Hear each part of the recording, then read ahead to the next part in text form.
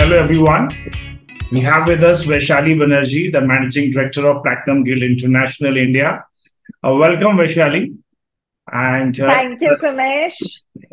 and it is the same time of the year when the Platinum Guild India hosts their annual Buyer Seller Meet, the prestigious event, and the Season of Love Awards. So we are approaching that event, and I thought of catching up with you and getting the insights. How's this event shaping up, and how was the year gone by for the platinum jewelry in India? So welcome once again. Thank you, Sumesh. It's a pleasure being here. Thank you for inviting me. Always a pleasure to talk to you, as always. Thank you so much. So tell us this event, which is coming up on the 6th and 7th of July at Cochin, wherein you invite all your official platinum jewelry manufacturers and retailers. They all gather under one roof for the business growth, for networking, for kind of celebrating the year gone by. So give us more insights and what to expect from this event. Sure. Yeah, as you said, this has become a calendar event from us, and it's really something that we look forward to, and I think our partners also look forward to. It provides a platform for all our partners to interact, discuss with our manufacturing partners. So retail partners can interact and discuss with our manufacturing partners. They have an opportunity to actually see the collections under each of the branded categories. They can also see incremental demand source opportunities, because it's all about creating new opportunities, which we work with our partners to create. And then finally, the consumer is buying a piece of jewelry. So whatever is the demand opportunity that comes up through our consumer research that we do, in terms of our trade research that we do, we then turn that into a brief, and then we work with our partners. And finally, there's a collection that will fulfill this demand. So they have an opportunity to actually see that. So across all our manufacturers, you will see opportunities against each of our three brands. Platinum Days of Love, you will see it against Ivara and Men of Platinum. And then incremental demand opportunities and how to fulfill it. So the 2 days just gives our partners, both manufacturers and retailers, enough time to discuss, place orders, and get ready for the season. So and it's well in time for the product to reach the store. We have our season's campaign starting in September. So therefore, it's very important that the product is in the store. It's all aligned, so that when the consumer comes into the store, the piece of jewelry is there, just to align all of this. So this year, it should be bigger and better. We have 12 of our big manufacturers who are there, 55, 60 top retailer partners. What about 350 people you should be able to see there? Right. So I've attended your previous 4 to 5, 6 editions, 4 editions consecutively. Yes. And what I like is that it's a very relaxed environment. And what I like is the opportunity for people to spend time with the manufacturers and retailers on a one-to-one basis. And it is a select club. It is not like just an IHS or an exhibition where everyone is walking around. Right. And what I see is your manufacturers especially put in a lot of effort to bring in their new collection, and a lot of innovation happening there, like rose gold, rose color in platinum, and there are lightweight, and then there is a men's jewelry which is getting a lot of emphasis, a lot of I think demand for men's jewelry coming up. So just to take our viewers and our industry a little back in terms of PGI, when it started in India, what was the demand of platinum jewelry, and where it stands today? Because you have seen a very healthy growth, especially in last few years. Just take us through the journey. So it's been a very long journey in India, actually. It started way before Platinum Guild even set up in India, in the early 2000s, where we actually did a lot of consumer research and trade research to check the opportunity for a new metal like platinum, which is so precious and a country that was, of course, dominated by gold. Is there even a role for platinum? So we did that, and then we entered the country. We set up the first few years, Somesha, just to get fundamentals right. You have to get the right design language for platinum. How does it look different from gold? You have to position it right so that it's an incremental business opportunity. Why do the consumers want gold? Who should be our consumers? Why should a retailer or a manufacturer want to produce it? What is the role for platinum in their business? The quality assurance program, the PD 950 mark, all of this was set in place in the initial years. Which year? Could you tell us the year? Which year was it set up in India? This was it was set up end of 2000. Okay. And then initially from, say, 2000, initial was just the market research and trade research. From 2003 onwards, we started testing all of this in the marketplace with our retail partners, with our manufacturing partners, testing product, testing it against the consumer, setting up the QA program, that quality assurance, PD 950. And then in 2009 is when we went national with launching our first branded collection, which is Platinum Days of Love, with the Platinum Love Bands as the product brand. So Platinum Love Bands was first launched, was the first branded collection. Then we followed that up with Ibarra. That time, Ibarra was just positioned as bridal gifting. This was around 2015. Then we did Men of Platinum in 2019 to open up an entirely new category of men's. And then we extended Ibarra from just being a wedding gifting to self-purchase in 2021. So every few years, that is our role, is to look at new opportunities within existing branded segments or new branded segments to see what could be incremental demand opportunities, find that opportunity through our insight work, quantify that opportunity through our quantitative research, take it to our partners, create the full program, and then launch it to the consumer along with our trade partners. That is what we continue to do. Could you tell us how many retail partners PGI has tied up with as of now? I think we have close to 500 or more partners. Okay. And 55, 60 are the top of our partners. We have around 1,800 retail stores across India. 1,800 showrooms you are available, yeah? Doors you are available. Yeah. Okay, interesting. But what is very interesting is that now Platinum is not restricted to only one space in the retail stores. So you will find Platinum in different sections of the store. So you will find it in the gold section. You will find Platinum in the diamond section. You will find the Platinum counter in the diamond section. So one store could have 3 to 4 retail point of sales completely with the branded display for Platinum. So if I look at consumer buying points, it's close to 2,300 or 2,400 points of sale. Right. So I think that is, we started this market with some... Yeah, we started with some 15 stores, 15 doors. So it's quite a trajectory. If I look at 2010 to 2022, it's like 10 or 12 times the growth in the market, naturally, because it's just growing year on year. 20-25% annual growth is what we always deliver. The category has delivered. In certain years, it's gone up to 30%, 35% when we've introduced a new category. Now, if I keep the COVID years aside, especially 2020, because 2021 had some good quarters.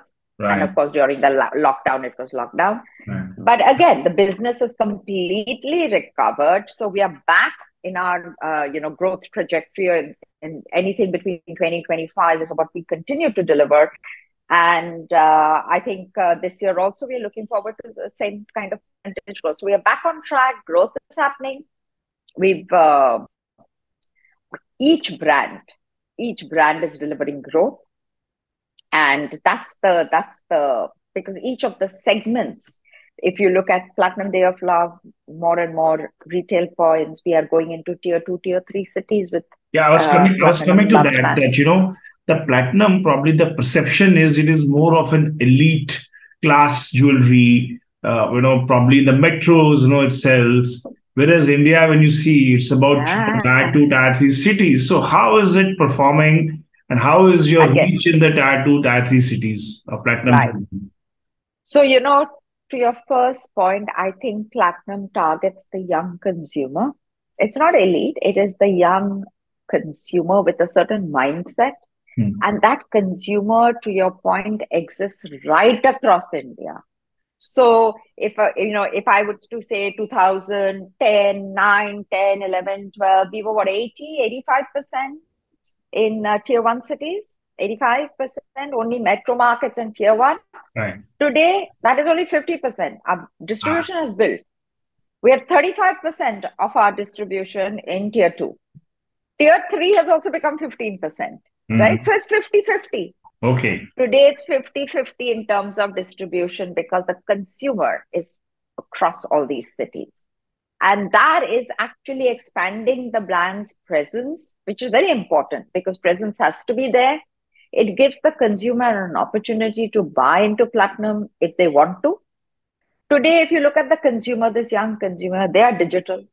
So they don't have geographical boundaries. Right. So you're reaching that consumer. That consumer has aspiration, whether that consumer is sitting in a tier 2, tier 3 city, it's immaterial. So the Platinum experience, the Platinum product, everything has to be right. Even in a tier 3 city, just because it's a tier 3 city doesn't mean it has to be any different. Right. So that is, in fact, our retail partners have been very aggressive with that. And they have taken Platinum to tier 2, tier 3 cities. And Sumesh, you should visit some of those stores. The Platinum experience equals a metro market. Oh, it's beautiful. So, I think that is really good. And that is the way we are going to continue to expand the category. We have to reach more and more consumers. And even within these markets, there is an expansion to grow. There's an opportunity to grow. And if you look at these retail chains and you retail, even independents today have become regional chains. Regional chains are becoming national chains. They are also growing. And probably few of our national chains are going international. Yeah, international. The Malabars and the AOJs and the Titans and Tanishq and all. Now coming to the Platinum jewelry, could you share some insights? Which product categories are like hot selling categories? Is it rings? Is it the pendants? Is it the kada? Some quick insights. So rings by the virtue of the fact that they are commitment rings, right? Engagement ring, wedding band. Today, that's become like a must-have. Oh. All young people want to have their engagement rings and wedding bands and Platinum. So that becomes, and that has the highest amount of distribution, right? Right up to tier 3 cities. So in terms of the product category that sells the most are rings, right? But if I look at the emerging categories, earrings for women, bracelets for women are absolutely growing category. It is studded with diamonds or plain? Studded with diamonds. Okay. Studded with diamonds, some amount of plain, but studded with diamonds. For women's jewelry, the preference is studded with diamonds because diamonds and Platinum, match made in heaven. So in the south of India, also in the east, we are seeing a lot of demand for small contemporary looking neckwear. Okay. Gujarat also is seeing a lot of demand for contemporary looking neckwear. And then if you look at fashion rings, that's another category. Quite apart from engagement wedding bands, fashion rings for young women is a big category. Right. And you should see some nice product during BSM for that. And then men's. Men's is booming. So, bracelet, chains, fantastic. The uptake on that is very, very good. Our opportunity is really to always give the consumer, in terms of design, 3 steps forward. Right. Because what we've seen as really the white space is what is available to this young man in terms of a jewelry wardrobe. How do you expect him to build a wardrobe if you really don't give him the kind of designs which are totally differentiated. Right. So hopefully when you come for BSM, you should be able to see some of these new designs. You're all looking forward to, and I'm thinking your trade partners, your manufacturers, all are looking forward to this event. We spoke about the retail partners. Tell us something about your manufacturing partners, because what we see is that they do a lot of innovation. And they do. Indian manufacturing is second to none in the world. I'm sure they're also exporting platinum jewelry from India. They are. And they also have a separate design team, R&D team in terms of doing it. So tell us something. How do you work with them, and do you have every year some theme, or you sit together and collaborate with them about the trends coming on, and how many manufacturing partners do you have in India? So we work very closely with our manufacturing partners. They, as I say, at the heart of the business is the piece of jewelry that the consumer is going to buy, right? If that goes wrong, then people can desire platinum, but if the piece of jewelry doesn't talk to them, then that's a miss. So our manufacturing partners actually are, I would say, very invested in that category. So in terms of innovation, in terms of product, in terms of the finish that is there in platinum, it is just set apart. It is the highest standard. The consumer wants it, and I think that we are able to deliver in terms of just the finish of the product. If you see it, it always talks to you in terms of how well it is finished. Then it comes in terms of design. We do international trends, plus we have our Indian research, and then we'll see how the global trends and the research marries together. And then we create design briefs along with our manufacturers for each of the branded categories. Plus, manufacturers take certain themes to develop collections of their own for some of the retailer exclusives that they do. So a lot of time, it is not a question, and even the design team, a lot of time is spent in designing this, because it is not just saying, let's take a gold piece of jewelry and turn it to platinum. It's not that. It's about really seeing how differentiated, because all categories in jewelry have to thrive and grow. Then the industry can grow and everything can be on a growth mode. So therefore, they put a lot of thinking into it, and then create the collections that are then produced in terms of using technology to give you the best looking product.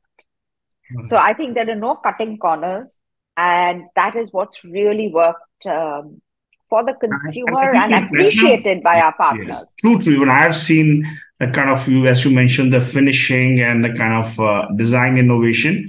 And what I understand is that unlike gold or a diamond jewelry, platinum jewelry is a bit technically difficult to handle the metal, and to not everyone can get into manufacturing. I would say not difficult, different. Okay. That's well placed.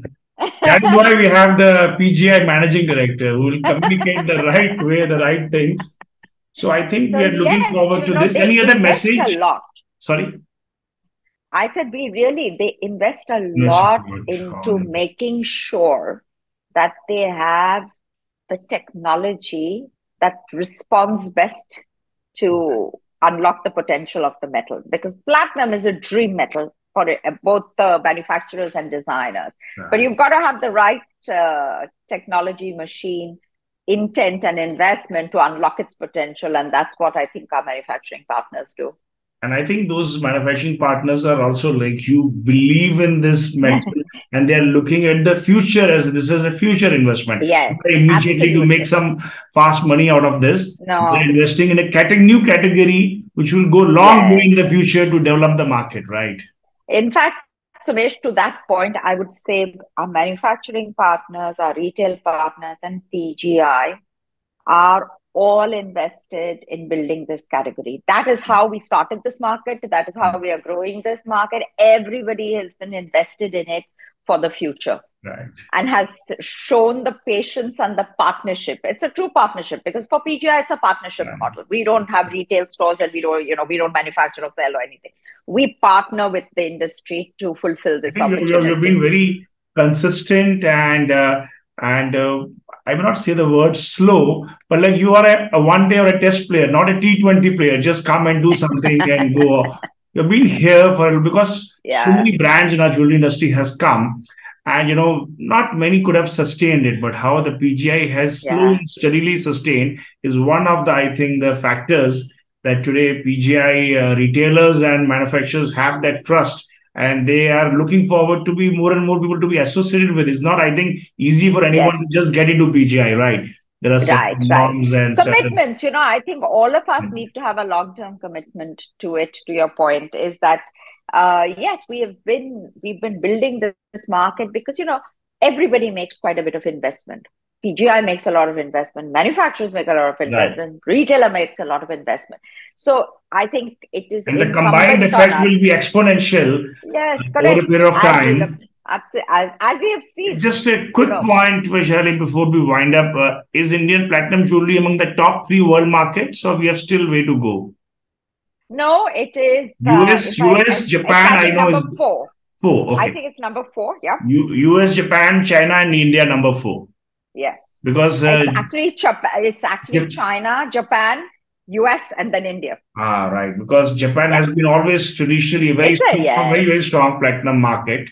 Yes, it's a historical platinum market. Like gold is to India, platinum is to Japan. So exactly. Yes.